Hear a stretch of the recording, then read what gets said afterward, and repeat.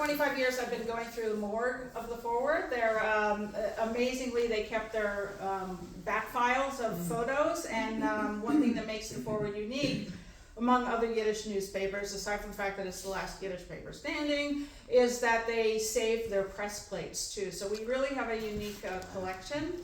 And if you want to see the scope of it, I refer you to a book called A Living Lens. In 2007, we published a photo book of our images, and that'll give a good scope. But you can also find it online free through the National Library of Israel, back issues from 1897 right now up to 79. So when Raoul reached out and said Shiplacoff, right away I saw this image in my head, because if you know Jewish culture, it's very unusual to have image, right? We have certain rules and halacha, we would say, customs around the deceased, and one of it is there's a lot of tightness around the deceased body, that the deceased does not have agency, so we want to be very respectful, and we don't do typically an open coffin or anything like that. So, and the other thing is we don't really have bodies lying in state. The rule is that you have to bury after death. You have 24, if you're lucky, 48 maybe, but really 24 hours the body has to be interred. So it's really unusual to have one that I can think of in Yiddish culture. Very famously, there was a death mask made of I.L. Peretz, the leading, let's say the founding Yiddish literati is Peretz, Shalom Aleichem, and Mendele. So Peretz, when he passed in Poland, there were people around his bed, there was a photograph made, and there was a death mask. But I can't really think of many more like that. So when Raoul called me, that's what came up for me, and I was like, absolutely, I want to know more about this person, because why was he granted this honor is yes. Why is the word hold written in there? Right, okay, so just to say, part of our archiving process is we don't erase any of the information that was there from, like the image would go to the graphics department, and a lot of times for me as the archivist, that's the only way I know if an image was actually published. We have tons of images, but not all of them were actually made it through the editing process, so we try to keep them as much as we can. So what does it mean? It was printed or not printed? Don't know. A lot of, yeah. We assume it meant, hold this image till, I don't know, it goes to press. I don't know. It's a great question, and it's harder and harder to answer those questions, which is part of why we don't know, because that generation of pressmen is fresh from them. Anyways, so his body lay in state. When Shiplacoff died, he died really young. He died in his mid to late 50s. He was so beloved, and I'll get to more of that, but his body lay in state at the Labor Lyceum. And the following afternoon or the following day, his funeral was actually held. The Forward had its own building. It had a 10-story building on East Broadway. It's still there, but it does belong to the Forward. But they had a hall where they would hold important events, and funerals were held there for important dignitaries. Shiplacoff was considered among the highest of the labor activists at the time. In the 30s, when he passed, so his body was then transported from the Lyceum to the Forward Hall, and that's, you're looking either at an image from the Lyceum or from the Forward, I'm not sure. Can we go to the next? Dylan, can I get you? Oh, thank you. Thank you. And there were a couple of images in his, so there you go, that's the Labor Lyceum, that's what it looked like when he lay in state, and those are all, Brownsville socialists and his colleagues, and the caption on the back said, last respects, 1934, Brownsville Labor Lyceum Socialist Party members of Brownsville pay last respects to Shiplacoff. Next one. That's more. Next. That's just, a typical image that they used. He was an individual who featured in our paper quite a bit, so there was always like a headshot of him. So his file was kind of full. Next. That image it's called Last Banquet. At the Last Banquet at Brownsville Labor Lyceum, left to right in the back, these are some of his colleagues, Dr. Silverman, Norman Thomas, leading, right? You can see him all the way in the back. And in front, Albert Halpern, Barnett Wolf, Lewis Waldman, somebody who also they ran on the socialist platform a lot, Morris Feinstein, Charles Solomon, who ran, and Shiplacoff, all the way on the right. So that's one of the last images they have of him with his colleagues. Thanks. Next. And when Sacco and Vanzetti was a big issue, Shiplacoff headed the committee to sort of discuss them and to agitate on their behalf. At the time, he was the manager of the Pocketbook Workers Union, and you'll see I'll go through the listing we have of how many jobs this guy had and positions he held. This is supposedly at Brighton and 13th, so it's also deep Brooklyn next.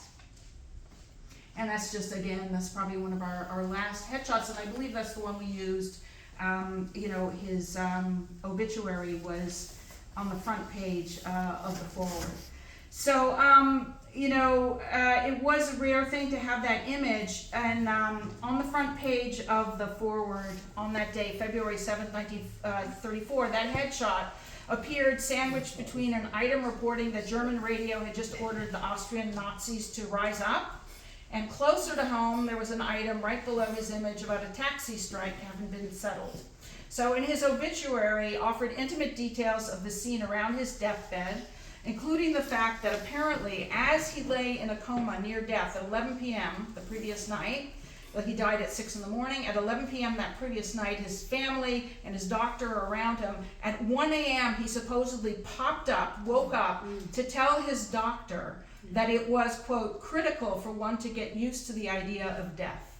In Yiddish, the quote in the forwards was, "Man darf sich zugewöhnen zum Gedankwegen Tod." So the forward ran days of front page information about his demise and 2 pages of images from the funeral. Genasse, they called them Genasse at the time, they still called people comrade, was Genasse. Later they moved to the term Chaver, friend or Freund. And then they dropped it, of course. So Genasse Abraham Shiplacoff, according to the forwards, he had died after a serious kidney illness at 6:15 in the morning at Israel Zion Hospital in Brooklyn. His family, like I said, was around his bedside. His doctor was also a socialist activist, Dr. Louis Seidorf, and they were all there the entire time. Per the forwards, shortly after his brief awakening and his consideration of death, he lost consciousness, and by 6:15 that morning, February 7:34, he peacefully died. The forwards listed his age at the time as 56, and that he left behind a wife and 3 children, 2 sons and a daughter. He was described as a beloved labor leader and socialist activist who had suffered from a kidney ailment for years and had been operated on it, which was also frequently described in our pages. And it's kind of funny, but it's also a sign of how much love and respect there was for this individual, that every time he was in the hospital, the forwards wrote about it, and people wanted to know about it. So Comrade Shiplacoff, the forwards wrote, was from Chernigov, now known as Cherniv in Ukraine, now Russia then, emigrated to America at the age of 13, and immediately began working in a shop, a tailor shop. I've read somewhere that he was a machine operator, and immediately also joined socialist and labor movements. He got an education while he was working, and eventually was able to become a public school teacher, but was soon relieved of this post, according to the forward, because of his socialist activism.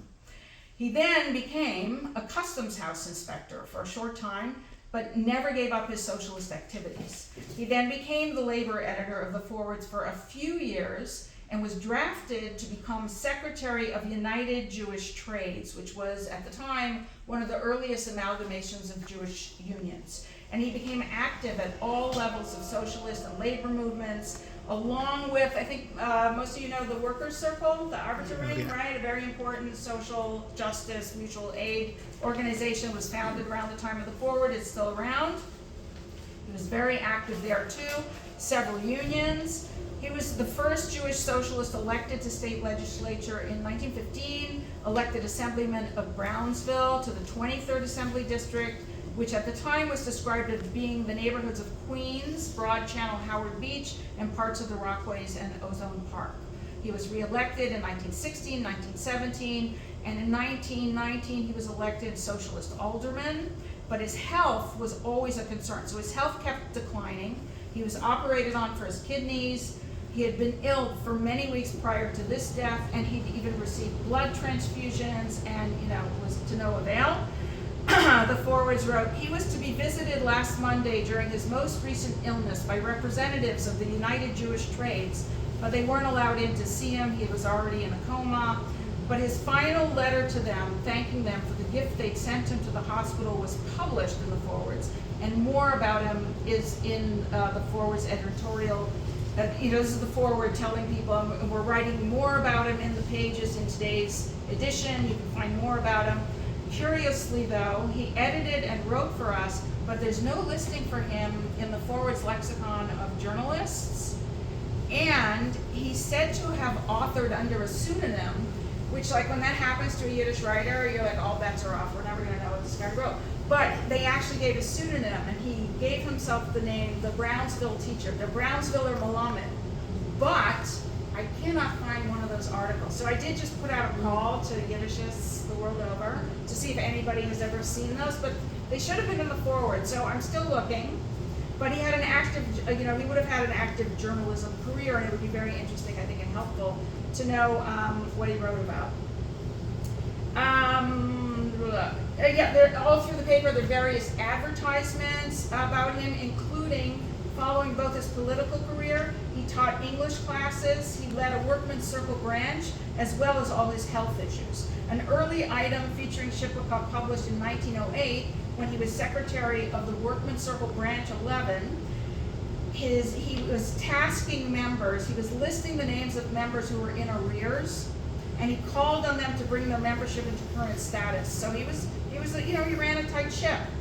And his own address is listed there at the time. So in 1908, he was on Hopkinson Street in Brooklyn. As early as 1912, the Forward published regular advertisements for his English classes at the noted Rand School, people might have heard of, right? A very well-known socialist evening school, taught English to a lot of immigrants who came through.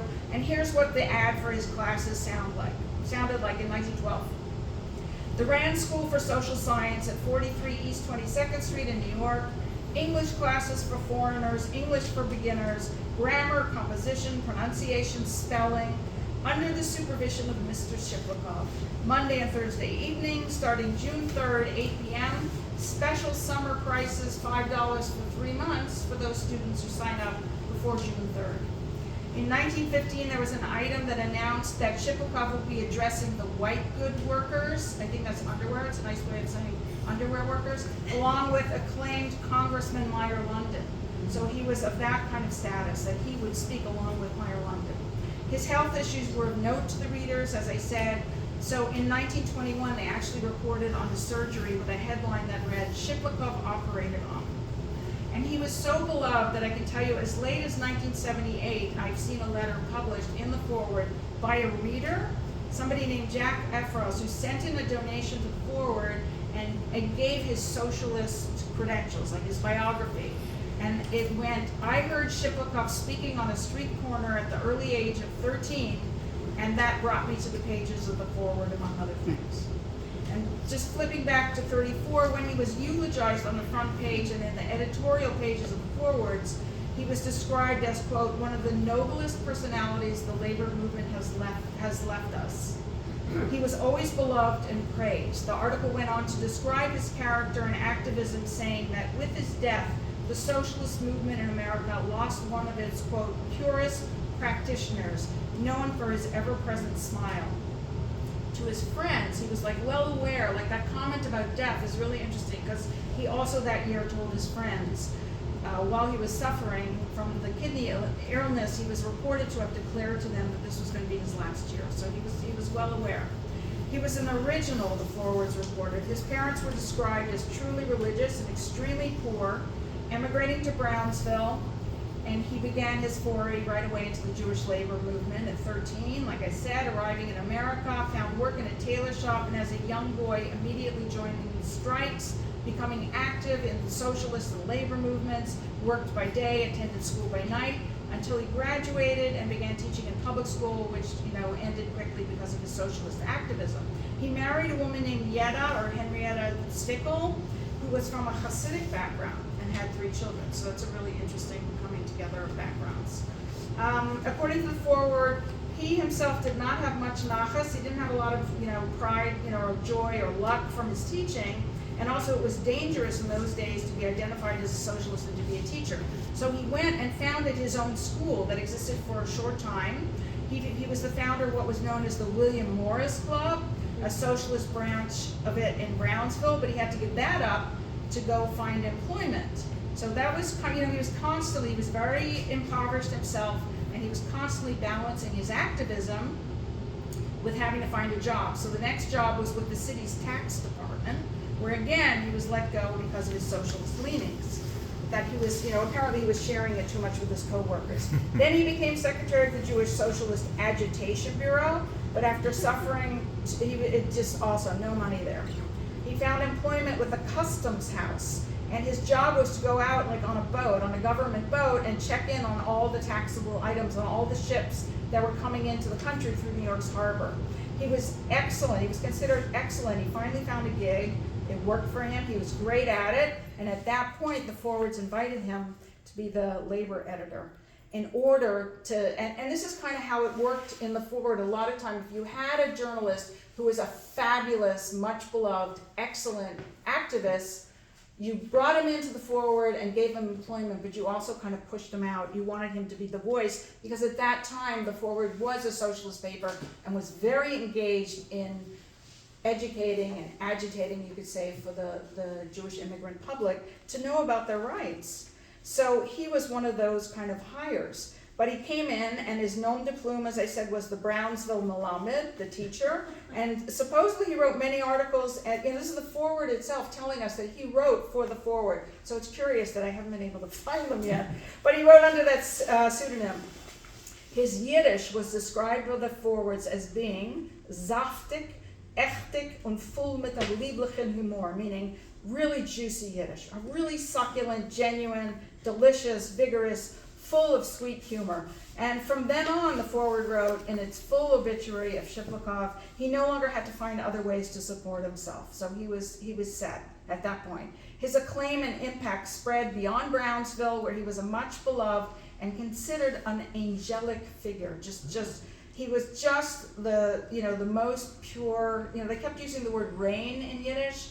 He was just like really a believer. How old was he when he finally did work there and have some money? I think he came in when he was like in his 30s, 40s. He didn't have much. Yeah. You said they kept using the word rain? Yeah. How so?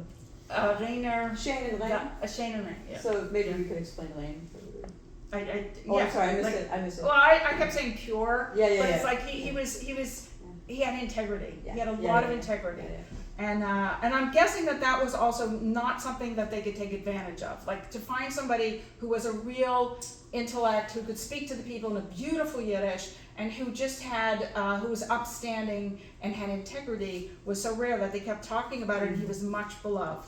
He was the manager, he was drafted to be the Secretary of United Jewish Trades. He managed the famous Brownsville Cooperative Bakery, right? That's like a great story of Brownsville's history. He managed that co-op. Then he was the manager of the Brownsville Labor Lyceum that he actually helped found. Then he was managing the Amalgamated Union in New York, then the Fancy Leather Good Workers Union, and then he became the executive director of what was called the Deborah Sanatorium, but he had to resign because he himself was too ill. He assumed all those positions, the Forward wrote, when each organization was in trouble. Shiplacoff, this beautiful person, was asked to speak for these groups, to draw out their prestige at their various events, and to give his imprimatur of authenticity and the true kind of socialist spirit to the activities of each organization. He was always called upon to fix their missions, to hone their essence, and to bring out the meaning and value, which he did with his remarkable generosity. And yet, the Forward wrote, his own personal economy was ruined by his activism on others' behalf. He was, they were saying, the kind of person who really took his socialism personally and seriously, and who would just, if you walked up to him, would give you the shirt off his back, basically. And he was a soldier for the movement, they said, an idealist, a captain of the workers' army. All his undertakings having to do with various jobs could form a book alone. And we've just been talking about this, that there's no book on Shiplacoff, but there's enough material, it would seem. And only then would we know the depth of who Shiplacoff was. They wrote this in like the 30s. And yet, that would likely only reveal a third, if not less, of all the wonderful acts he performed in his utterly useful life. He ran the Socialist Party's campaigns, founded socialist Sunday schools, was several times elected to government. We said assemblyman, alderman. He was arrested during the First World War on charges of sedition for being against the war. That was considered to be disloyal. In 1915, he was the first Jewish socialist elected to state legislature, and he was elected, the forwards wrote, from the most authentically Jewish quarter in the world, which is Brownsville, to create law in the state legislature. According to the forwards, on election night, all of Jewish Brownsville, 250,000 folks, apparently took a disco nap because they stayed up until 3 in the morning awaiting election results. And as his victory became clear, the entire crowd went wild. And the forward wrote, Mamas mit Kinder in der Hand, mothers holding their children's hands included, marched through the streets of Brownville, accompanied by marching bands, waving red flags, all at 3 in the morning. In 1916, he was elected again assemblyman, victorious despite, in order to defeat the socialists, in order to defeat Shiplacoff, the other two parties would join together. Republicans and Democrats would actually join together. And to unite against, to try to win the election, but he kept winning. And then eventually he found himself, other socialists got elected in, like Williamsburg's Joseph Whitehorn. In 1916, the Forward published an editorial mentioning Shiplacoff agitating for teachers' pensions, and the Forwards published another editorial actually asking Shiplacoff to call the workers out on strike in New York. They were going out on strike all over the country just for general conditions. And so they mentioned that Shiplacoff was trying to pass a bill he wrote called Bill number 169 in the Assembly regarding hiring scabs, advertising that you were looking for workers, but really you were just trying to replace strikers. So he put forth that bill. One Shiplacoff, the Forwards wrote, and this is Abe Khan, the founding editor of the Forward, admiring Shiplacoff, saying, one Shiplacoff is worth so many others. In 1917, like that's how much work how productive he was. In 1917, he was elected for the third time as assemblyman, and he found himself in Albany with 9 other socialists elected, and he led New York's socialist delegation. At the time, New York had voted in 10 socialist representatives to the assembly, and 7 socialist aldermen had also been elected.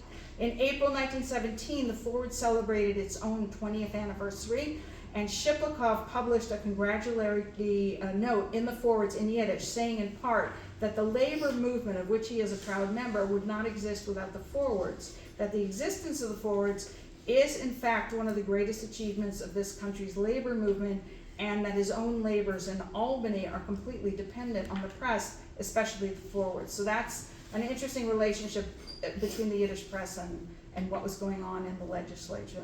And also in 1917, the Forwards reported on Shiplacoff's bill in Albany's assembly regarding police and what was called the third degree. Shiplacoff's bill would prevent police from abusing suspects who were arrested on suspicion of a crime. They wouldn't be allowed to beat them up and ultimately cause them to create a false confession. So he was already on top of that in 17. He called them something like, jackbooted thugs or something, like he really laid into it. Nice.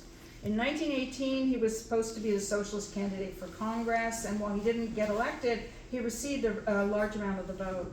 In 1919, he was elected alderman in a bitter battle. In 22, the Forwards invited workers to come hear him address the Capmakers Union in Beethoven Hall in the city. In 23, the Forwards ran an item describing Shiplacoff's upcoming socialist agitation tour that brought him to 18 cities in New York State, starting upstate with Middletown. If anybody knows upstate New York, Middletown's like kind of a hub up there.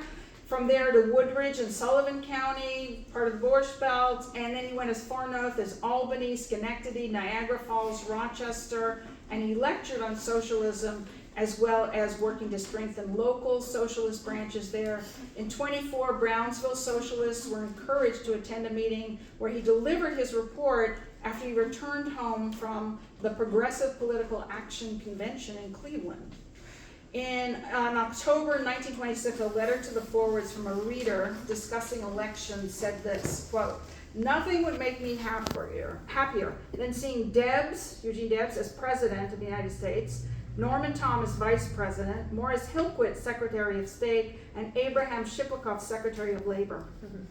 As late as November 1930, an advertisement in the Forward for socialist candidates for elections that year had Shiplacoff's on its slate for 10th Congressional District in Brooklyn.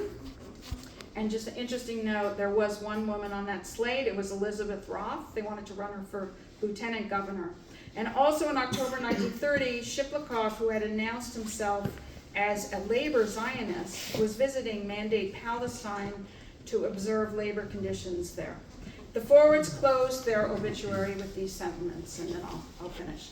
Quote, Shiplacoff may have been materially poor, but he was wealthy spiritually. His life was short and replete with illness, but his actions were vast. A luminous, talented, pure soul has been extinguished.